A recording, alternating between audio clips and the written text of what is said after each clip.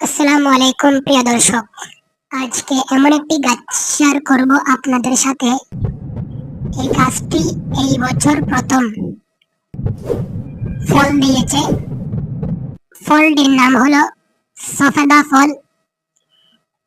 গাছটি রোপণ করেছিল হুজুর মামা প্রায় 4 বছর শেষ, সরি 3 বছর শেষ আর 4 বছর রানিং। তো এই বিগত 3 বছরের মধ্যে ফুল এসে ঝরে যেত। তো আমরা ভেবে নিয়েছি হয়তোবা এই গাছ কোনো ফল দিবে না, এভাবেই ফুল এসে ঝরে যাবে, আশা ছেড়ে দিয়েছিলাম।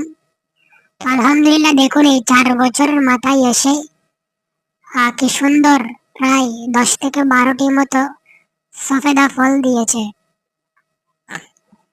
তো যখন খাওয়ার উপযুক্ত হবে তখন আপনাদের সাথে শেয়ার করব। ভিডিওটি ভালো লাগলে লাইক, কমেন্ট, শেয়ার ও সাবস্ক্রাইব করবেন। আসসালামু আলাইকুম।